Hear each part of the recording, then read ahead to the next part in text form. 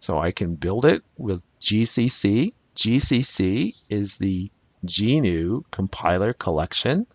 A lot of people think that it stands for the GNU C compiler, and they're wrong. That's not what it stands for. Now, if you're familiar with Linux, you know that if you don't know how to run something, you can do this, gcc --help, and this will give you some of the most common options.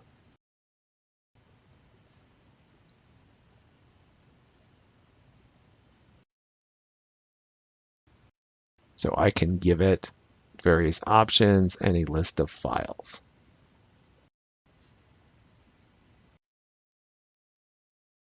Now, if I give it no options and just my file, let's see what it does.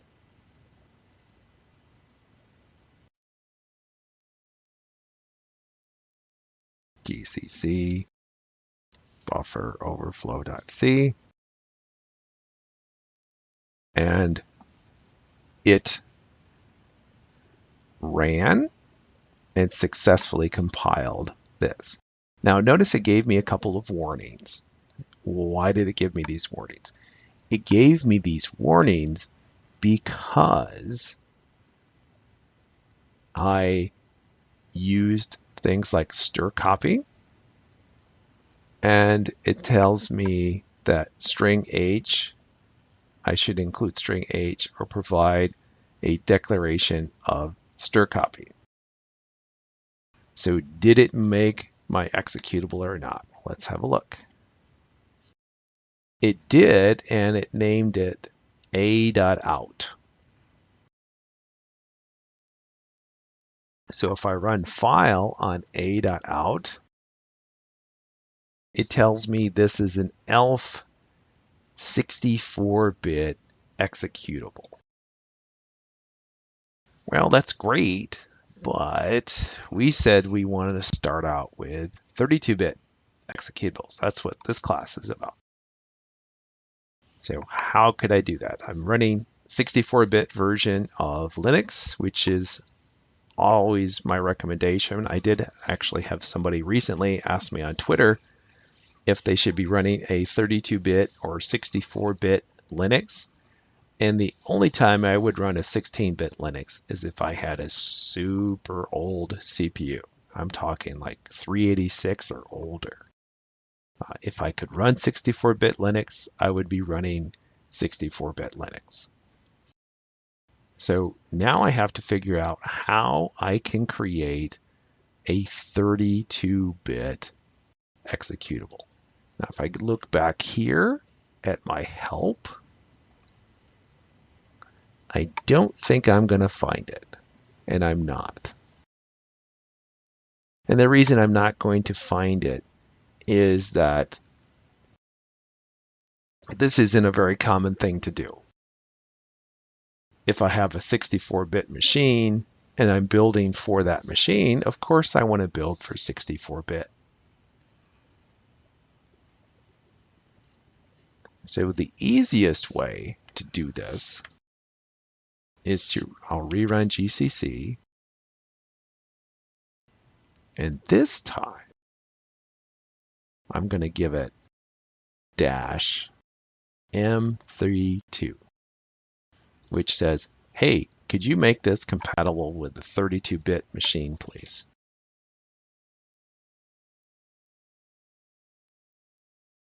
Okay, so when I try to build this for a 32-bit architecture, even though I have a 64-bit machine, I run into a little problem.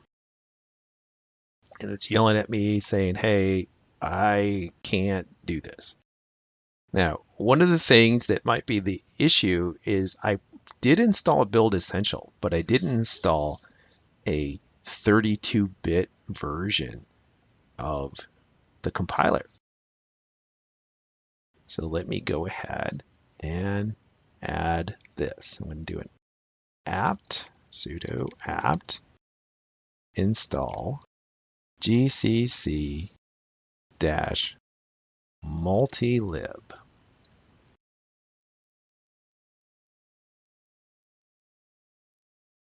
And it says I'm going to go ahead and install these additional libraries. And hopefully this will be enough to get us on our way.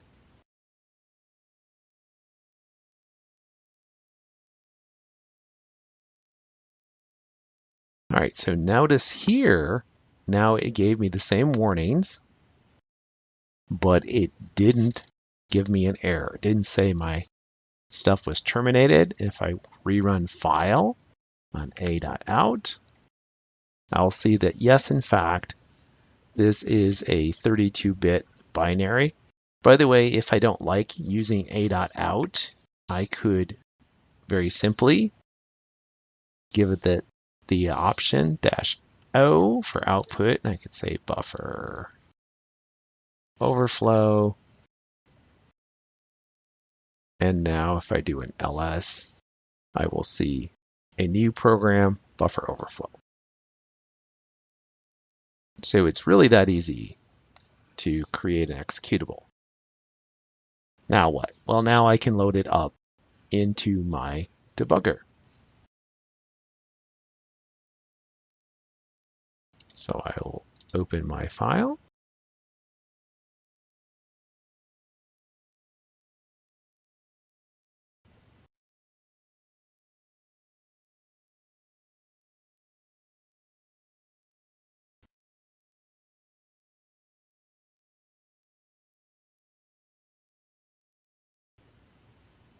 And here it is.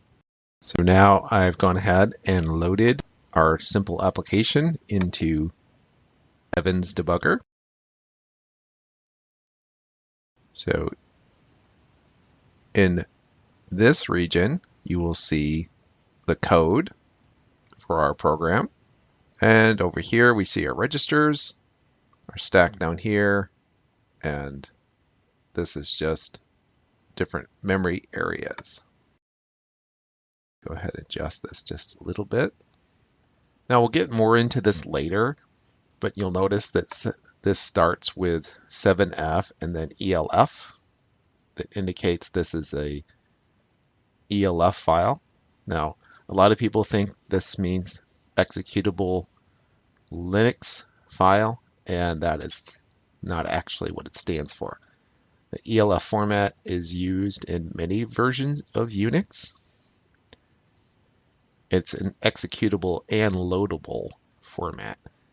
So this is a format for a file that can either be an executable or something like a library.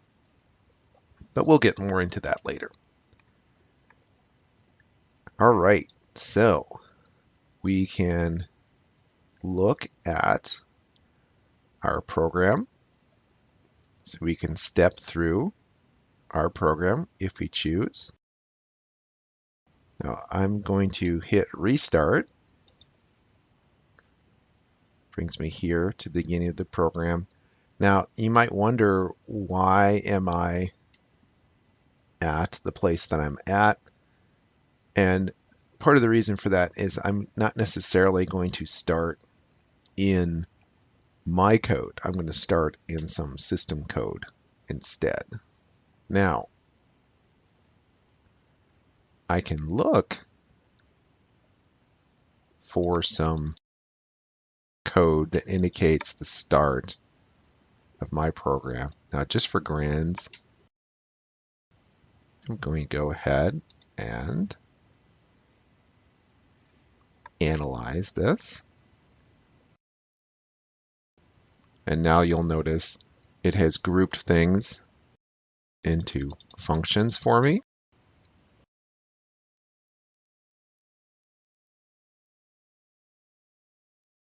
And I'll go ahead and start stepping. And now I've made it into another function. So how does each function tend to start? Each function tends to start by saving the state. I'm going to save certain registers that are being used, namely EAX, the accumulator, gets saved a lot. And we're going to have to save and restore the stack pointer as well. So here, you'll notice it's going to push EBP onto the stack. In this case, EBP contains 0. So let me step. So now that appears in the stack. And again, the stack grows toward lower memory addresses. I'm going to move the current stack pointer to EBP. So now EBP contains the current stack pointer. I'm going to push the EDI register and push the EBX register. And now I'm going to call a function. So I'm going to step over this function. And now I'm going to add this value to EBX. And I'm going to subtract 3C from ESP. So I'm going to make space on the stack. So watch as I do this. My stack suddenly grew. And now I'm going to move some values onto my stack. So I'll step again.